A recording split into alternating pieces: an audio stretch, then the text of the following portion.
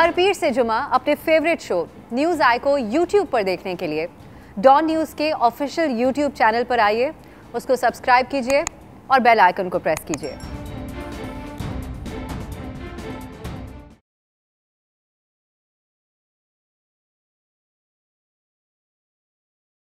अस्सलाम वालेकुम, मैं हूं अब्सा कोमल। आज 5 अगस्त है और आज के दिन को पाकिस्तान भर में यौम इस्तेहसाल कश्मीर के तौर पे मनाया जा रहा है। इस सिलसिले में रैलियां, एहतजाजी मुजाहरे हुए।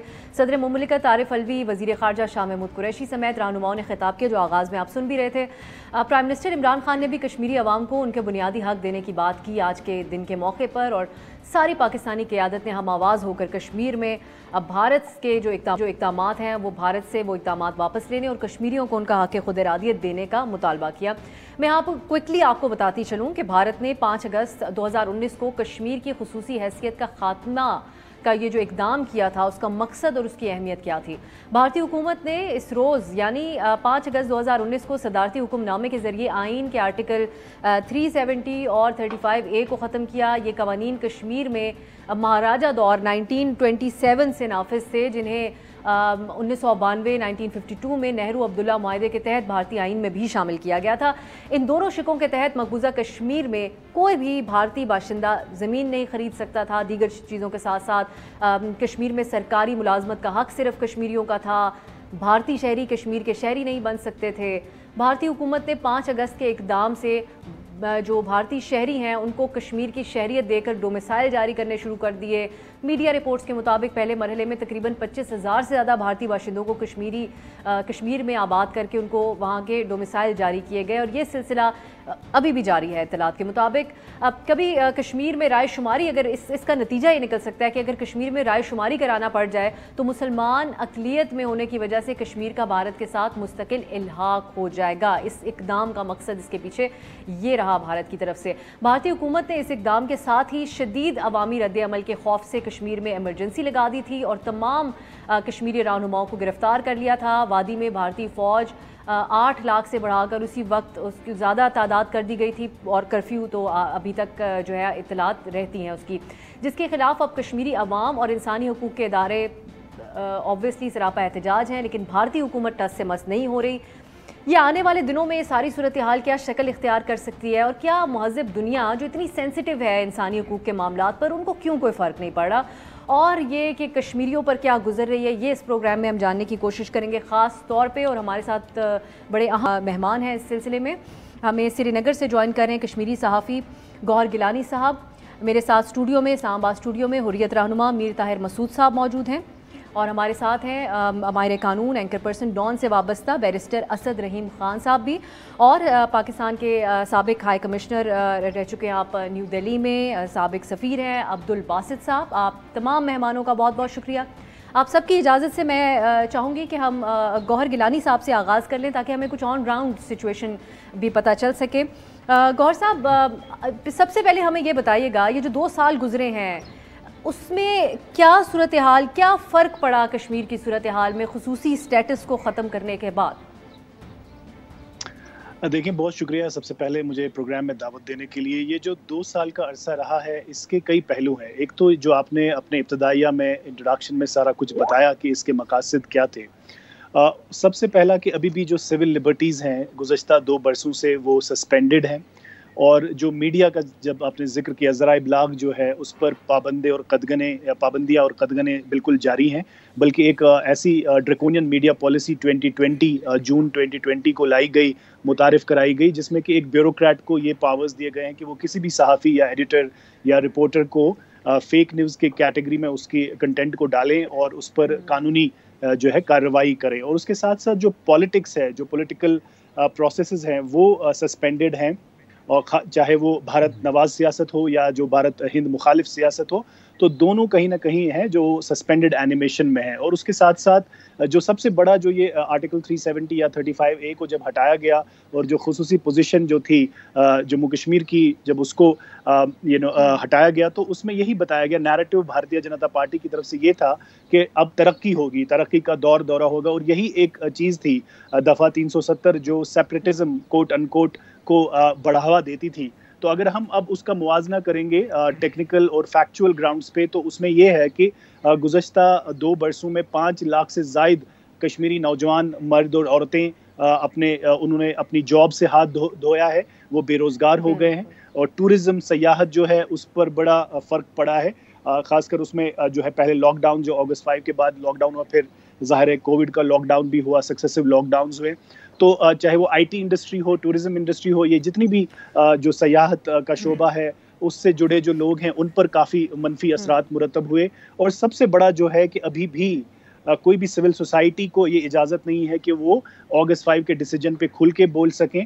ہمارے جو ایڈیٹوریلز تھے اخبارات کے، وہ 6 مہینوں سے 1 سال تک تو ایڈیٹوریل اوپیڈ پیج بھی نہیں شائع ہو سکے، اور ان میں جب وہ شائع ہونے بھی لگے تو اس میں کانگو کی جو صورتحال ہے، یا ذیابیطس کو آپ کیسے ٹریٹ کریں، یا کیوکمبر کیسے آپ کی سیلڈ آپ بنا سکتے ہیں، تو اس طرح کے موضوعات پر رہا، تو اتنا جو پریشر بنا کے رکھا نیریٹیوز کو کنٹرول کرنے کے لیے، کشمیر کی سٹوری کو کنٹین کرنے کے لیے، اور آج یہ صورتحال ہے کہ کل ہی دکانداروں کی جو ایسوسیشنز ہیں جنہوں نے آج احتجاج، سراپا احتجاج تھے سارے، جو سری نگر لال چوک اور ڈاؤن ٹاؤن نوہٹا میں، تو ان کو پہلے ہی تھانوں میں بلایا گیا تھا، سارے دکانداروں کے ریپرزینٹیٹیوز جو ہیں ان لیڈروں نے ہمیں یہ بتایا، کہ میڈیا کو بتایا کہ پہلے ہی ان کو تھانوں پہ لیا گیا، اور ان کو یہ کہا گیا کہ اب گورنمنٹ ہڑتال نہیں چاہتی، کوئی بھی ہڑتال کرے گا تو اس کے خلاف پرچہ لگے گا۔ تو جب انہوں نے آج دکانیں نہیں کھولی تو انہوں نے پھر ایلیج کیا، ان کی ویڈیوز بھی آئی ہیں کہ جو ہے تالے ہیں جو دکانوں کے وہ توڑے گئے، پولیس نے خود توڑے اپنی پریزنس میں، اور دکانوں کو کھلے رکھنے کی کوشش، جب دکاندار تھے بھی نہیں، تاکہ یہ دکھایا جا سکے، ایک پینٹ کی جائے نارملسی کے پکچر۔ اب وہ سارے ویڈیوز وائرل ہو چکے ہیں، لیکن موٹا موٹی طور پہ میں یہ بتاؤں گا، چاہے معیشت ہو، چاہے سیاحت ہو، چاہے سیاست ہو، نہ تو ریاست رہی، نہ ریاست کی سیاست رہی، اور یہ جو سارے شعبے ہیں، ترقی کی تو بات ہی نہیں ہے، باقی جو ہے کہ بات کرنے کو بھی ایک اتنا بڑا کاسٹ انہوں نے بڑھا دیا ہے کہ بالکل ایک خاموشی کی جو پیس آف گریو یارڈز کا ماحول بنایا گیا ہے۔ بڑی یہ یقیناً، اور ذرائع ابلاغ کے اوپر پابندیوں کی وجہ سے ہم تک بہت ساری اطلاعات نہیں پہنچ سکتی، جو ہم چاہیں گے آپ کے توسط سے ہم اس پروگرام میں آج حاصل کریں۔ ابھی میں عبدالباسط صاحب کی طرف جاتی ہوں۔ عبدالباسط صاحب، ہم نے دیکھا یہ کہ بھارت میں ایک انتہا پسند سوچ تو پروان چڑھ رہی تھی، آپ نے وہاں پر سرو بھی کیا ہے، آپ سمجھتے ہیں آن گراؤنڈ کیا مینٹیلٹی ہے اس وقت جو موجودہ حکمران وہاں پر موجود ہیں۔ آپ کے خیال میں کیا اس وقت بھی کوئی گنجائش ہے کہ کسی طور پہ بھی بھارت اپنے اس فیصلے کو واپس لے سکتا ہے، جس کے ابھی فی الحال ہمیں کوئی امکانات نظر نہیں آ رہے؟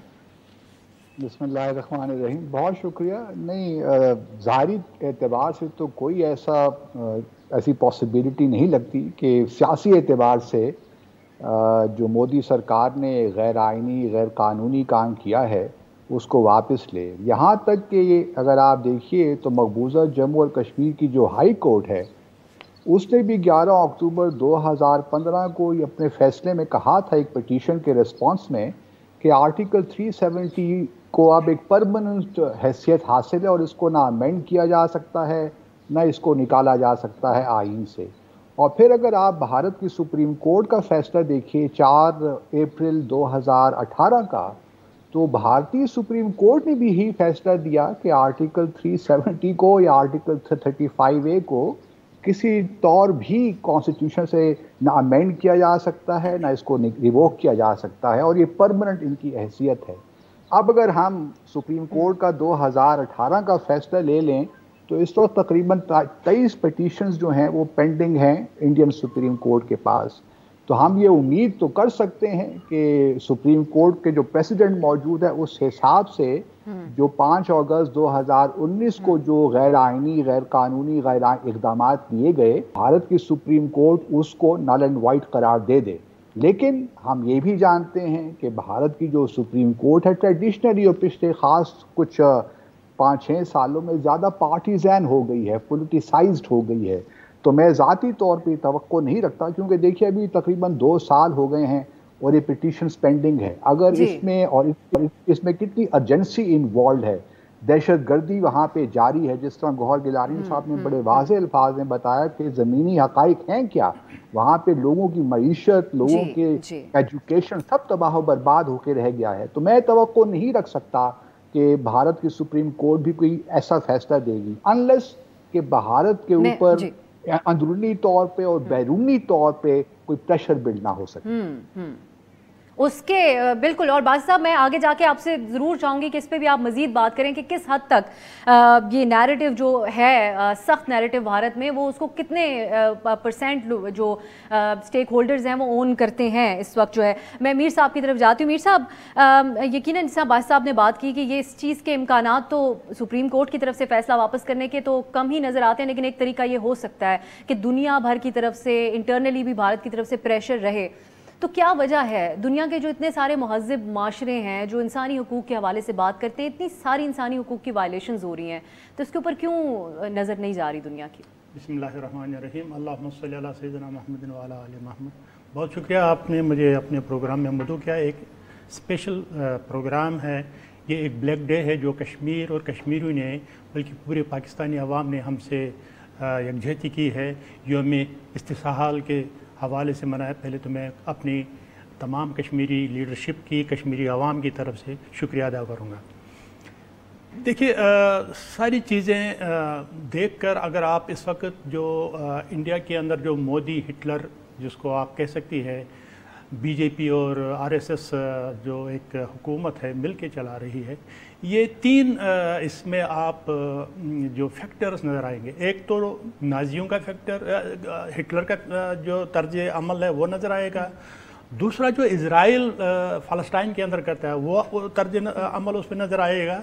और तीसरा जो आरएसएस और बीजेपी का जो तर्ज अमल है, ये तीनों अगर आप इसको आप देखेंगे, तीनों चीज़ें इसमें ये एक मल्टीप्लाई एक चीज़ इस वक्त नज़र आ रही है।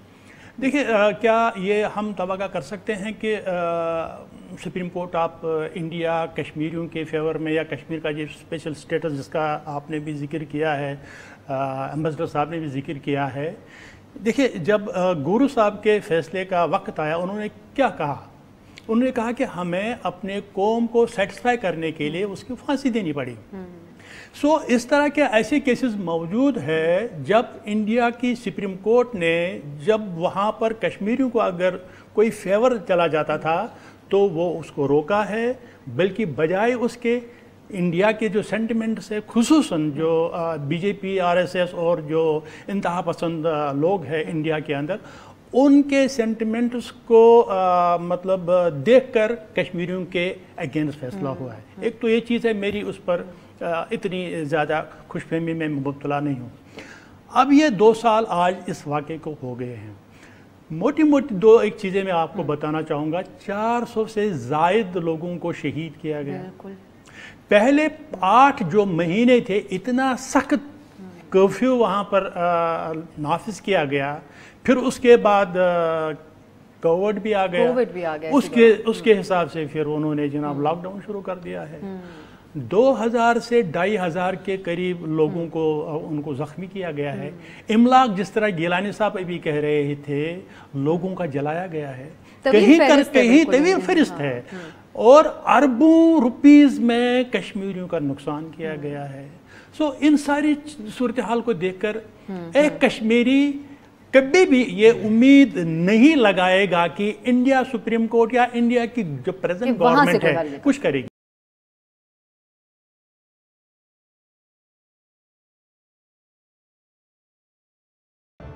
तो मैं असद की तरफ जाना चाहूँगी। असद, कुछ अर्सा कबल आपका एक आर्टिकल भी हमने पढ़ा था जिसमें आपने बड़ा बेहतरीन तरीके से अहाता किया था कि क्या स्ट्रगल्स हैं इस ग्लोबल पेंडेमिक के दौरान कश्मीर के अवाम जो डबल लॉकडाउन से गुजर रहे हैं। तो आप ज़रा इस बारे में भी बताइएगा, फिर आगे हम आपसे कुछ जो कवानीन का गलत इस्तेमाल हो रहा है वो भी, उस पर आपका कानूनी नुक्ता भी जानेंगे। Thank you अफसा। और अव्वल तो मैं आपका और आपकी टीम का शुक्रगुजार हूँ कि आपने हम सब को ये मौका दिया कि हम श्रीनगर से गिलानी साहब की बात को सुन सके और साथ में मीर ताहिर मसूद साहब की भी बात सुन सके, जो हमें ज़मीनी हकीकत बता सकते हैं। बहुत ज़्यादा अहम है कि जब इस तरह के प्रोग्राम कर रहे हों तो जो कश्मीरी आवाज़ें हैं उनका मरकज़ी किरदार हो। तो आई एम ग्रेटफुल। जहाँ तक बैनुल-अक़वामी सतह पे सूरत हाल है, मसूद साहब ने दुरुस्त फरमाया, ये जो मवाजना है इसको हम एक नाटजी मंसूबा समझ सकते हैं, क्योंकि जब इतनी ज़ालिम वबा, कोविड जैसी ज़ालिम वबा वो मकबूजा कश्मीर में वसी हुई थी, तो जिस तरह नाटजीज़ ने टाइफस की बीमारी को एक्सप्लॉइट किया था, उसी तरह آپ نے دیکھا کہ جو یہ ایک شدت پسند انتظامیہ ہے نریندر مودی کی، انہوں نے کس طرح کووڈ کو ایکسپلوئٹ کیا اور کس طرح نہ تو وینٹیلیٹرز کی رسائی تھی، نہ تو آپ نے کوئی صحت کے شعبے کو ڈیولپ ہونے دیا، اور آپ نے جو قومی سلامتی کے بہانے تھے ان کو استعمال کرتے ہوئے لوگوں کو کس طرح ڈپرائیو کیا۔ یہ ایک واضح خلاف ورزی ہے 4th جنیوا کنونشن کی، جو کہ آپ کو بتاتا ہے کہ جب اس طرح کی حالت جنگ ہو تو آپ نے کس طرح سویلینز کی تحفظ کرنی ہے اور کس طرح آپ نے ہر نقطے پہ اس کی وائلیشن کی۔ اور میں ابھی تو اس پر آ بھی نہیں رہا جو آپ نے براڈر جنیوا کنونشنز کی وائلیشن کی۔ ابھی بات ہو رہی تھی کہ آپ کس طرح یہاں ڈیموگرافک تبدیلی کرنے کی کوشش کر رہے ہیں اور نیٹو ہندو پاپولیشن کو ایک سیٹلر طور پہ وہاں منتقل کرنے کی کوشش کر رہے ہیں۔ اس کو ایک وار کرائم تصور کیا جاتا ہے، ایک جنگ کا جرم تصور کیا جاتا ہے۔ تو کووڈ کے حوالے سے تو میں یہ کہوں گا۔ بالکل بالکل، اور میں چاہوں گی میر صاحب اب آپ ذرا انٹرنیشنل لیول پہ جو اٹھایا گیا یہ معاملہ، وہاں کہاں کمی رہ گئی؟ یونائٹڈ نیشن سیکیورٹی کونسل کو بھی لکھا گیا، پھر اس کے علاوہ اب 16 یورپین یونین کے پارلیمنٹیرینز کی طرف سے بھی یہ بات کہی گئی ہے، اس کے اوپر بڑا زور دیا گیا ہے، تو کہاں کمی بیشی رہ گی؟ اب ذرا اس پوائنٹ پہ بھی دیکھیے، میں پازیٹیو چیزوں پر بلیو کرتا ہوں اور ون مسٹ بی آپٹمسٹک۔ دیکھیے، ابھی تو سیکورٹی کونسل کے 2 اجلاس بند اجلاس ہوئے ہیں اور وہاں پر آپ کو پتہ ہے کہ ہمارا چائنا جو ایک بہت ہی قریبی دوست ہے، اور ایون کہ رشیا نے اس بار جو ایک پازیٹیو رول ادا کیا ہے وہ ہمارے کشمیریوں کے لیے ایک سرپرائز تھا۔ دوسری بات، اگر آپ دیکھیے گا کہ یہ جو ہمارا UN ہیومن رائٹس کونسل ہے جنیوا کے اندر، اس میں بھی اگر آپ دیکھیں گے کونسل کی لگاتار 2 سالوں میں کشمیر کے حوالے سے بات ہوئی ہے، جو رپورٹ وہاں پر وہ شائع ہوئی ہے۔ تیسرا جو ایک میں آپ کو بتاؤں جینوسائیڈ واچ ہے، اسی طرح ان کی بھی ایک رپورٹ کشمیر کے حوالے سے آئی ہے۔ اگر آپ ایشیا واچ کو دیکھیں، اگر آپ ایمنسٹی انٹرنیشنل کو بھی آپ دیکھیں، ایمنسٹی انٹرنیشنل کے آفسز تو انڈیا نے تو دہلی میں بھی بند کر دیا جب انہوں نے وہ ایک رپورٹ کشمیر کے حوالے سے کی ہے۔ اس کے علاوہ یورپی یونین کے اندر کشمیر کے حوالے سے بات ہوئی ہے، ایمبیسڈر صاحب زیادہ بہتر بتا سکتے ہیں۔ اور میں آپ کو بتاؤں کہ برٹن پارلیمنٹ میں، انگلینڈ پارلیمنٹ میں ان کے لیبر کے جو ہیڈ آف ان کے جو پارٹی ہے جرمی کاربن، بیکاز وہ اس کی اپنی ایک NGO بھی ہے لبریشن کے نام سے، میں اس کا ایفیلیٹڈ ممبر بھی رہا ہوں۔ سو انہوں نے بھی کشمیر کے حوالے سے بارہا، اور پارلیمنٹ کے اندر جتنے دیگر اور ممبرز ہیں انہوں نے بھی کشمیر کے حوالے سے اپنا کنسرن شو کیا ہے۔ سو یہ میں گن سکتا ہوں، بتا سکتا ہوں کہ کتنی یہ ایک قسم کی ہمارے فیور میں باتیں ہوئی ہیں، پیش رفت ہوئی ہے۔ لیکن ایک چیز میں یہ بتانا ضرور، میں یہ 2019 5 اگست کا جو واقعہ ہوا اس کے بعد میں ہر جگہ پر، چاہے میری گورنمنٹ کے لوگوں سے بات ہوئی ہے یا جو دیگر پرانے ایمبیسڈر صاحبان یا دیگر جو کہیں بات کرتے ہیں، میں نے اسی وقت کہا ہے کہ پاکستان کو شملہ معاہدے سے الگ ہونا چاہیے اسی وقت، چونکہ جب آپ انٹرنیشنل کمیونٹی میں جاتے ہیں وہ آپ کو کہتے ہیں کہ you have the bilateral agreement, so آپ اس ایشو کو بائیلیٹرلی حل کریں۔ جب ہم اس بائیلیٹرل معاہدے سے واپس چلے جاتے ہیں، اس کو توڑ دیتے، چونکہ انڈیا نے ایسا یہ جو تیر چلایا ہے 5 اگست کے دن، جو انہوں نے 370 and 35A اس کو ایبروگیٹ کیا ہے، تو ہمارے پاس کیا رہا تھا کہ اب ہم جو جناب علی شملہ معاہدے کو پکڑ کے رکھیں۔ جب اس وقت سچویشن ایسی ہو جاتی تو انٹرنیشنلی مزید آپ کی طرف آتی، چونکہ یہ ایک ٹینشن کا وہ جس کو بولتے ہیں نا پیوٹل ایک وہ پوائنٹ بن جاتا ہے، لیکن انفارچونیٹلی اس چیز کو نہیں مانا گیا، ابھی تک بھی نہیں کیا گیا ہے۔ اس کو میرے خیال میں اب بھی دیکھنے کی ضرورت ہے۔ اور ایک بات میں یہ کہوں کہ آپ نے اپنے ابتدائی میں کہا کہ مہاراجہ کے دور میں بھی کوئی غیر ریاستی وہاں پر پراپرٹی یا سٹیزنشپ نہیں لے سکتا ہے، لیکن آپ کو یہ بھی ساتھ میں اس کو بتانا پڑے گا، لارڈ میون بینٹن جو اس وقت وازرائے ہند تھے، انہوں نے ایک بدنیتی کے تحت ریڈ کلف ایوارڈ تو کرایا، अम्बेसडर साहब बेहतर अगर आप पूछे बता सकते हैं, क्योंकि उनको जो रोड का जो एक्सेस है कश्मीर में नहीं बन रहा था। गुरदासपुर जो मेजॉरिटी मुस्लिम एरिया था, पाकिस्तान को उस मिलना चाहता है, लेकिन उन्होंने उसको उस अवार्ड के तहत इंडिया को दे दिया, उनको एक्सेस मिल गया। तो उसके बाद जब 1952 और 54 के दरमियान जो ये इंडिया ने खुद अपना प्रेसिडेंशियल आर्डर के तहत उसमें आईन के तहत डाल दिया है कि मकबूजा कश्मीर का ये स्पेशल स्टेटस है, इसके ज़रिए से गैर रियासती बाशिंदा न वहाँ पर ज़मीन खरीद सकता है न वहाँ का शहरी बन सकता है। अभी आपने कहा है कि हज़ारों नहीं, लाखों की तादाद में, तो लाखों, वो अत्तलात की ही बात थी, वो आप कोशिश करते हैं गिलानी साहब से दोबारा राब्ता हो तो एग्जैक्ट नंबर भी लेते हैं। मैं बासित साहब की तरफ जाती हूँ। अब्दुल बासित साहब, ये जो बात मीर साहब ने भी की है शिमला मुआहदे के हवाले से, इस पे आपकी क्या राय है? और दूसरा इस पे भी बात कीजिएगा कि अब ऐसे क्या इकदाम हो सकते हैं जिससे प्रेशराइज हो भारत, और जो है जिस तरह के अब खुद भारत नवाज जो लीडर्स थे कश्मीरी, उन्होंने भी अब मुतालबा किया है भारत से कि आप उन लोगों की रिहाई करें जिनको गिरफ्तार रखा हुआ है और स्टेटस को बहाल करें, इसके अलावा कोई ऑप्शन नहीं है। कैसे प्रेशराइज किया जा सकता है? देखिए, ऑब्वियसली बहुत कुछ किया जा सकता है, बहुत कुछ किया भी होगा, लेकिन बात हकीकत यही है और ज़मीनी हक़ाइक़ यही बताते हैं कि भारत में कोई प्रेशर बिल्ड नहीं हो पाया। हमने कुछ कोशिशें यकीनी तौर पे की हैं, लेकिन उनका असर हमें नतीजा नज़र नहीं आता। जहाँ तक शिमला एग्रीमेंट की बात है, मैं ख़ुद, मेरी अपनी किताब जो हॉस्टिलिटी इस साल छपी है उसमें मैंने भी ये तजवीज़ पेश की है कि भारत ने सिर्फ आज नहीं बल्कि 1984 में सियाचिन के हवाले से भी शिमला एग्रीमेंट की खिलाफ वर्जी की। शिमला एग्रीमेंट में बड़े वाज़े तौर पे लिखा हुआ है कि इसमें ग्राउंड पे यूनिलैटरली कोई भी तब्दीली नहीं हो सकती। तो 1984 में और अब 2019 में भारत ने 2 दफ़ा इस मुआहदे की खिलाफ वर्जी कर ली है। तो हमारे लिए कोई बात नहीं रह गई कि हम अभी तक यही कहते रहें कि हमने बायलैटरल बातचीत करनी है और कश्मीर को रिजॉल्व करना है। दूसरी बात यही है अफसा कि देखिए, शिमला एग्रीमेंट को अब तकरीबन 50 साल होने को आ गए हैं।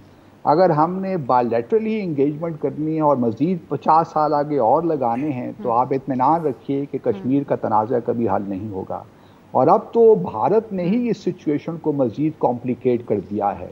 अब भारत ही ने कुछ स्टेप्स लेने हैं बिफोर दैट कि हम उसके साथ इंगेज करें। मैं कई बार अपनी कॉन्फ्रेंसेस में, अपने आर्टिकल्स में ये कह चुका हूँ कि गो के इस वक्त एक बैक चैनल पे कुछ अरसे से एक कुछ इंगेजमेंट हो रही है, लेकिन मेरा अपना ख्याल ये है कि इस किस्म की जो इंगेजमेंट होती है वो ओपन एंडेड नहीं हो सकती। अगर हमने भारत के साथ कोई स्ट्रक्चर्ड डायलॉग की तरफ जाना है तो भारत को अप फ्रंट कुछ ऐसे इक़दाम लेने पड़ेंगे जो बहुत ज़रूरी हैं कि सारे तनाज़े को इसकी सलूशन के लिए हम आगे चलें। मिसाल के तौर पर जिस तरह मीर साहब ने बजा फरमाया, सबसे पहले तो जो हुर्रियत लीडरशिप है और जो दूसरे पॉलिटिकल प्रिजनर्स हैं उनकी रिहाई बहुत ज़रूरी है। मिसाल के तौर पर डॉक्टर कासिम फख्तू पिछले 27 साल से जेल की सलाखों के पीछे हैं। उनकी जो बेगम साहिबा हैं आसिया अंद्राबी, वो जेल में हैं। इसी तरह शब्बीर शाह, बिलाल लोन, मीरवाइज गिलानी साहब नज़रबंद हैं, मीरवाइज फारूक नज़रबंद हैं। हज़ारों की तादाद में लोग हैं। तो जब तक हुर्रियत लीडरशिप को रिहा नहीं करते, इनको ट्रैवल बाहर जाने की इजाज़त नहीं देते, फिर उसके बाद जो काले कवानीन हैं, एस्पा है, DSA है, पब्लिक सेफ्टी एक्ट है, इस किस्म के जो काले कवानीन हैं उनको जब तक रिवोक नहीं करते, हमें किस तरह अंदाज़ा होगा कि भारत वाकई चाहता है कि जम्मू और कश्मीर का तनाज़ा हल हो। फिर डीमिलिटराइजेशन जो एक बड़ा मेजर नुक्ता रहा है UN की सिक्योरिटी काउंसिल डेलिब्रेशंस का 1948 से लेकर 1957 तक, अगर आप पूरा उनका रिकॉर्ड पढ़ें तो बिल्कुल वाज़े हो जाता है कि डीमिलिटराइजेशन के बगैर प्लेबिसिट भी नहीं हो सकता। तो पहले ये भी भारत को करना है। फिर पाकिस्तान ने बहुत इक़दाम लेने हैं। हम देखिए, हमारा एक रुझान सा बन गया है कि we keep on whining and विंजिंग कि इंटरनेशनल कम्युनिटी रिस्पॉन्ड नहीं दे रही। लेकिन क्वेश्चन ये है कि हम खुद क्या कर रहे हैं। मैं पिछले तकरीबन मेरी अगेन किताब जो हॉस्टिलिटी है, मैंने उसमें एक बड़ा डिटेल प्लान ऑफ एक्शन दिया है। मिसाल के तौर पर पहला काम तो ये होना चाहिए कि एक special envoy on Jammu and Kashmir हुकूमत के अपॉइंट करना चाहिए। ये तो हमें कोई नहीं रोक सकता इस बात करने से।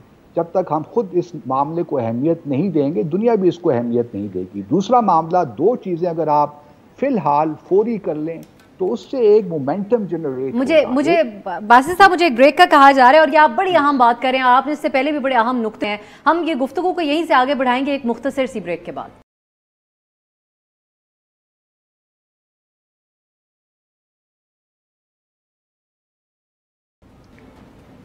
بریک کے بعد خوش آمدید۔ ہم بات کریں آج جس طرح سے آپ جانتے ہیں 5 اگست ہے اور یوم استحصال کشمیر کا دن کے طور پہ آج کا دن منایا جا رہا ہے۔ کشمیریوں کے ساتھ اظہار یکجہتی ہم کر رہے ہیں قومی سطح پر، اور اسی سلسلے میں یہ شو ہے، مختلف جو معاملات ہیں ان کے اوپر ہم غور کر رہے ہیں۔ میر صاحب اس پہ میں چاہوں گی آپ سے کامنٹ لے لوں، پھر میں باسط صاحب کی طرف جاؤں گی کہ کیا کرنا چاہیے جو وہ بات کر رہے تھے بریک سے پہلے۔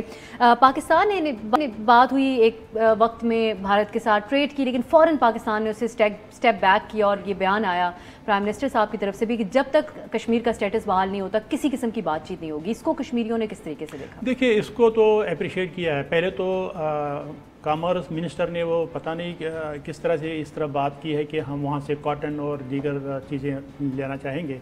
میں تو کہوں گا یہ اچھی بات ہے، لیکن اس کو مزید پیچھے جانے کی ضرورت ہے۔ جب آپ نے بھی اپنے ابتدائی میں کہا کہ 1954 تک جو اسپیشل سٹیٹس آکیپائڈ جموں کشمیر کا تھا، ہم کشمیریوں کی یہ ڈیمانڈ ہے، ریکویسٹ ہے پرائم منسٹر آف پاکستان سے، گورنمنٹ آف پاکستان سے کہ وہ اس پوزیشن والی سٹیٹس پر انڈیا کو لائے۔ جب انڈیا اس پوزیشن پہ جائے، کیونکہ اس سے کیا ہوگا کہ وہاں پر ان کا اپنا پرائم منسٹر ہوگا، پریزیڈنٹ، اور ان کا اپنا آئین ہوگا، اور ان کا اپنا سپریم کورٹ ہوگا، چونکہ وہ جو کہ تھا 1953 تک تھا، اس کو ابالش کر کے انہوں نے یہ 370 اور 35A انکارپوریٹ کر کے اپنے آئین میں ایک گارنٹی دی کہ کشمیر کا جو سٹیٹس ہے وہ برقرار رہے گا، کوئی غیر ریاستی باشندہ نہ وہاں پر اپنی جائیداد خرید سکتا ہے، نہ وہاں کا سٹیزن بن سکتا ہے۔ بالکل۔ عبدالباسط صاحب، اب میں چاہوں گی کہ آپ تمام وہ جو ہو سکتا ہے پاکستان کی طرف سے، جس طرح سے بریک سے پہلے آپ بات کر رہے تھے، ایک تو آپ نے کہا کہ اپنا نمائندہ پاکستان کو اس حوالے سے مقرر کرنا چاہیے، تو اب سوللی پاکستان کیا کر سکتا ہے اس پوائنٹ پہ، وہ آپ بتائیے گا پلیز۔ خصوصی نمائندہ کشمیر پہ آپ اپوائنٹ کیجئے، کیونکہ نہ فارن منسٹر کے پاس وقت ہوتا ہے، نہ فارن سیکرٹری کے پاس ہوتا ہے، تو آپ کو ایک فوکل پوائنٹ چاہیے جو کشمیر کی انٹرنل اور ایکسٹرنل ڈائمنشن کو سامنے رکھتے ہوئے آپ کے لیے حکمت عملی بنا سکے۔ دوسرا جو امیڈیٹ اسٹیپس آپ دو لے سکتے ہیں میرے حساب سے، کیونکہ جو 1974 کا آزاد جموں اور کشمیر کا انٹرم جو کانسٹیٹیوشن ہے، اس میں ایک امینڈمنٹ کرنے کی ضرورت ہے آرٹیکل 2 میں اس کانسٹیٹیوشن کے، تاکہ اس کی جو بیلیوک ہے، اس کی جو جورسڈکشن ہے، اس کو ایکسپینڈ کیا جائے ٹو آلسو انکلوڈ مقبوضہ جموں اور کشمیر۔ یہ بڑا امپورٹنٹ ہے، کیونکہ ابھی آزاد جموں اور کشمیر کی جو حکومت ہے وہ صرف ان جو ٹیریٹریز اس کے کنٹرول میں، ایون گلگت بلتستان بھی انکلوڈیڈ نہیں ہے، جو اس کے زیر انتظام ہے، صرف ان کو ریپرزینٹ کرتی ہے۔ تو ہمیں آرٹیکل 2 میں امینڈمنٹ کرنے کی ضرورت ہے تاکہ آزاد جموں اور کشمیر کی حکومت مقبوضہ جموں اور کشمیر کے لوگوں کو بھی ریپرزینٹ کر سکے۔ دوسری جو امپورٹنٹ ایک بات ہے آرٹیکل 11 ہے اسی آئین میں، جو انٹرم آئین ہے، کہ ہم جو صدر آزاد جموں اور کشمیر ہیں وہ پرائم منسٹر وہاں ان کے ایڈوائس پہ ایک پلیبسٹ ایڈوائزر اس کو تعینات کر سکتے ہیں۔ یہ بہت ضروری ہے، کیونکہ اگر ڈیموگرافک چینجز بھارت، ابھی آپ جانتے ہیں کہ 23 لاکھ ڈومیسائل آلریڈی ایشو ہو چکے ہیں، تو اگر ہم نے اس کو کاؤنٹر کرنا ہے تو ہمیں ابھی سے کشمیریوں کا ڈیٹا بیس بنانا ہے کہ کون کون لوگ ہیں کشمیری ہیں جو واقعی کشمیری ہیں، جن کو صرف حق ہوگا پلیبسٹ میں پارٹیسپیٹ کرنے کا۔ تو ہمیں ایک مومنٹم جنریٹ کرنا ہے، دنیا میں اویئرنیس کریٹ کرنی ہے۔ پھر بدقسمتی کے ساتھ عرصہ ہم اپنا پاکستانی اور جو کشمیری ڈائسپورا ہے اس کو صحیح معنوں میں استعمال نہیں کر پائے۔ ٹھیک ہے، گورنمنٹس نے ہمیں ریسپانس نہیں دیا اچھا، لیکن کیا وجہ ہے کہ ہم سول سوسائٹی آرگنائزیشنز جو ہیں، جو ایڈوکیسی آرگنائزیشنز ہیں، ان کی طرف ہم نہیں جا رہے؟ مثال کے طور پر ہزاروں چیزیں ہو سکتی ہیں، تھنک ٹینکس ہیں، میڈیا ہاؤسز ہیں، یونیورسٹیز ہیں، ہمیں وہاں پہ سفارتکاری کو اپنا زیادہ روبسٹ بنانا ہے۔ ہمیں ٹریڈیشنل سفارتکاری نہیں کرنی۔ اگر ہم وہی چیزیں بار بار کرتے رہے اور توقع یہ کی کہ ہمیں مختلف ریزلٹس ملیں گے، تو یہ نہیں ہونے والا۔ ہمارے سامنے ایک نئی سچویشن آئی ہے، ہمیں اس میں کریٹیو ہونا ہے، انوویٹو ہونا ہے۔ تاکہ ہم دنیا تک پہنچ سکیں، وہ ہم نہیں کر پا رہے، کیونکہ اس کو ابھی بھی اگر آپ دنیا میں دیکھیں، مثال کے طور پر دیکھیں یو این سیکیورٹی کونسل کی آپ بات کرتے ہیں، بڑی معذرت کے ساتھ میں یہ کہنا چاہتا ہوں کہ یو این سیکیورٹی کونسل کا کوئی سیشن نہیں ہوا، ہم اپنے پروپیگنڈا کا خود ہی وکٹم بن جاتے ہیں، وہ صرف اور صرف انفارمل کنسلٹیشنز ہوئی ہیں جن کا کوئی آؤٹ کم ڈاکومنٹ نہیں ہے، اور یو این کے سسٹم میں جس میٹنگ کا کوئی آؤٹ کم ڈاکومنٹ نہ ہو اس کی کوئی اہمیت ہی نہیں ہوتی۔ اسی طرح U N human rights council میں ہم نے کچھ خاص نہیں کیا، ہمیں صرف 16 ووٹ چاہیے تھے to have a special session on Jammu and Kashmir, ہم وہ 16 ووٹ 47 ووٹوں میں سے نہیں کر سکے۔ تو جو بات میر صاحب نے کی کہ 2 رپورٹس آئیں ہیومن رائٹس کمشنر کی 2018 میں اور 2019 میں، وہ ہیومن رائٹس کونسل کا جو کمشنر ہے اس کی رپورٹ بھی انہوں نے اڈاپٹ نہیں کر پائے وہ لوگ۔ تو ہماری سفارتکاری میں بڑے سقم ہیں، ہمیں اس پہ بہت بیٹھ کے ریفلیکٹ کرنا ہے، جو اقدامات ہم اپنے طور پہ لے سکتے ہیں وہ ہمیں فوری طور پہ لینے چاہیے۔ یہ میں سمجھ سکتا ہوں سفارتکاری کوئی ایونٹ نہیں ہوتا، ایک پروسیس ہوتا ہے، اس میں آپ برک بائی برک بلڈ کرتے ہیں، لیکن ہم نے بدقسمتی کے ساتھ وہ ایفرٹس ابھی تک صحیح معنوں میں سٹارٹ نہیں کی، ہم فٹس اینڈ سٹارٹس میں کام کر رہے ہیں، ہمارا سارا زور ڈومیسٹک کنزمپشن پہ ہے، لیکن اس طرح جموں اور کشمیر کا تنازع حل نہیں ہو پائے۔ یہ تو بڑی اہم باتیں تو آپ نے کہہ دی۔ میں تھوڑا سا اس سے ہٹ کے بھی عبدالباسط صاحب آپ کی موجودگی کا فائدہ اٹھاتے ہوئے، کیونکہ آپ بھارت کی ڈومیسٹک جو معاملات ہیں ان کو اب سمجھتے ہیں بہت بہتر طریقے سے، میں جاننا چاہ رہی تھی کہ جو بی جے پی نیریٹو ہے یا جس طرف پہلے جس سیکولر بھارت اس کو کہا جاتا ہے جس طرف وہ جا رہا ہے، اس کے خلاف بھارت میں آوازیں کس حد تک سٹرونگ ہیں؟ انسانی حقوق کی آوازیں، اس سے مخالفت کرتی ہوئی آوازیں۔ میں اکثر کہتا ہوں کہ بھارت کی جو جمہوریت ہے وہ مقبوضہ جموں اور کشمیر کے بارڈر پہ آ کے ختم ہو جاتی ہے، چاہے مین اسٹریم میڈیا ہو کتنا ہی لبرل کیوں نہ ہو، آپ میں مطلب ہزاروں بھارتی جو میڈیا کے لوگ ہیں ان کے نام گنوا سکتا ہوں جو کہ بہت بڑی باتیں کرتے ہیں، لیکن جب جموں اور کشمیر کی بات آتی ہے وہاں پہ ان کی آواز تک نہیں نکلتی۔ اکا دکا لوگ ہیں، مثال کے طور پر کانگریس پارٹی میں بھی آپ لے لیجئے، چدمبرم وغیرہ اس قسم کے جو لوگ ہیں، بی جے پی کے اندر جو ایک زمانے میں یشونت سنہا تھے وہ بولتے تھے، لیکن یہ اکا دکا وائسز ہیں۔ لیکن اگر آپ جنرلی بات کریں تو کانگریس نے یہ سارا مسئلہ تو کانگریس نے ہی شروع کیا 1947 میں، تو ان سے بھی ہم کوئی توقع خاص نہیں رکھ سکتے۔ تو میرا اپنا بنیادی خیال یہی ہے کہ پوری جو بھارت کی مین لینڈ ہے، لوگ ہیں، وہ زیادہ تر اس معاملے کو اب سمجھتے ہیں کہ ختم ہو گیا ہے، اور آپ دیکھیے نا باتیں کر رہے ہیں 22 فروری 1994 کی جو انڈین پارلیمنٹ کی ریزولوشن تھی، وہ باتیں کر رہے ہیں آزاد جموں اور کشمیر کی اور گلگت بلتستان کی۔ تو ہمیں تھوڑا سا میں سمجھتا ہوں کہ اپنی نیریٹو بلڈنگ، اور صرف نیریٹو بلڈنگ نہیں، آگے ایک پلان آف ایکشن باقاعدہ ہمارا ہونا چاہیے۔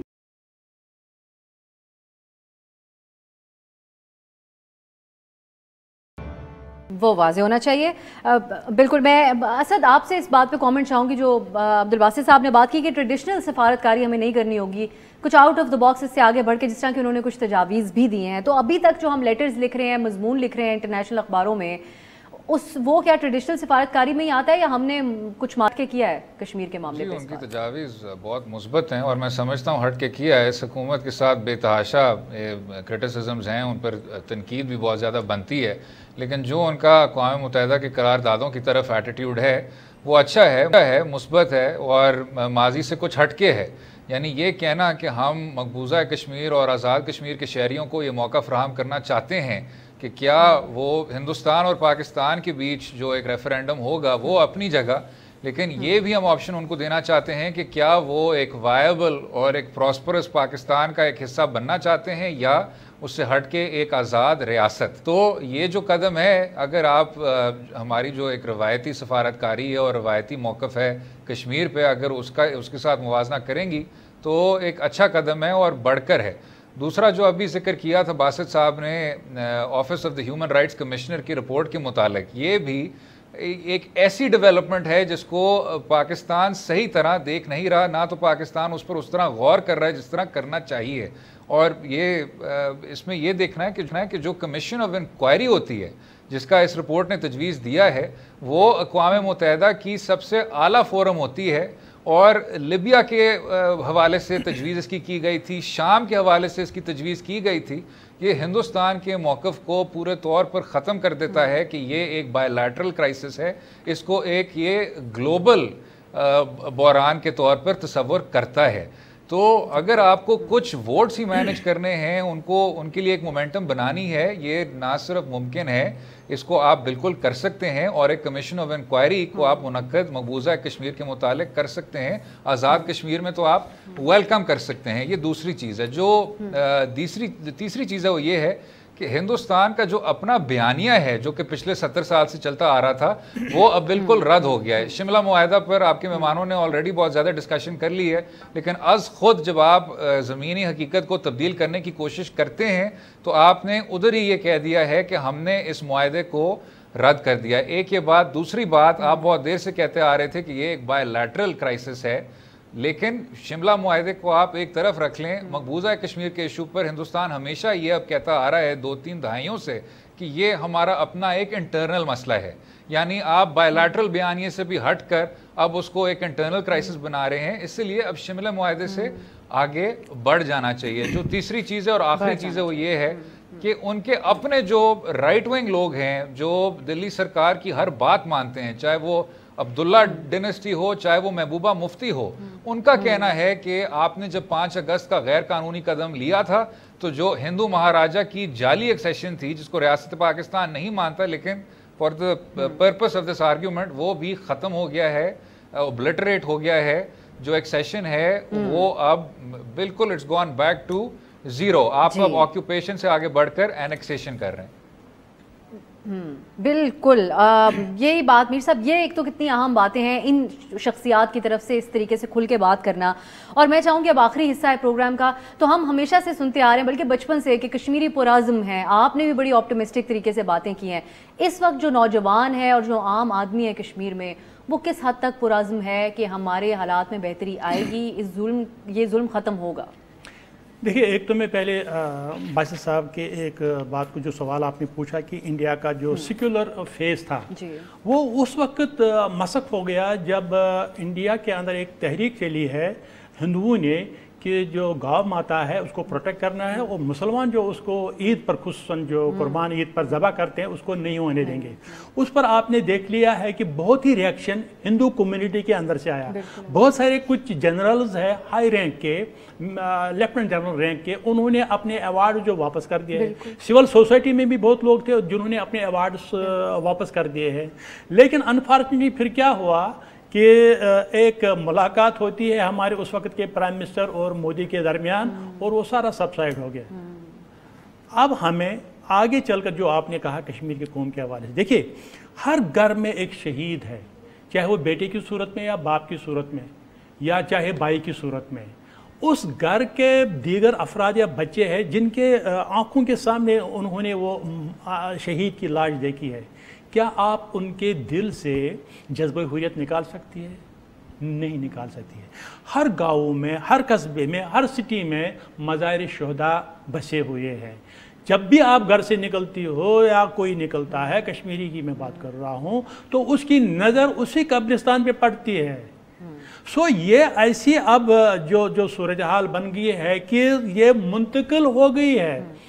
یہ آپ جو نیا فیز ہے کشمیر کی سٹرگل کا 1989 سے لے کر آج تک، تو یہ 30 31 32 سال ہو گئے ہیں، یہ نسل در نسل اب منتقل ہوتی جا رہی ہے۔ لہذا جو لوگوں کی جو کمٹمنٹ ہے اور لوگوں کی جو اللہ پر اور اللہ رسول صلی اللہ علیہ وسلم پر بھروسہ ہے، اور پاکستان مدد ہمیشہ تو کرتا ہے لیکن اس کی بھی اپنی مجبوریاں ہو سکتی ہیں، لیکن کشمیری پھر بھی کہتے ہیں کہ جتنا اگر وہاں سے اگر گولی آتی ہے تو یہاں سے پتھر کے ذریعے سے ہم اس کا دفاع کریں گے اور اپنی جو جدوجہد ہے حق پر مبنی اس کو حاصل کریں گے۔ بہت بہت شکریہ آپ کا، میر طاہر مسعود صاحب، عبدالباسط صاحب، بیرسٹر اسد رحیم خان صاحب پروگرام کے آغاز میں ہمارے ساتھ سری نگر سے موجود تھے، گوہر گیلانی صاحب، آپ سب کا بہت بہت شکریہ۔ ناظرین، انشاءاللہ آپ سے کل ملاقات ہوگی۔ خدا حافظ۔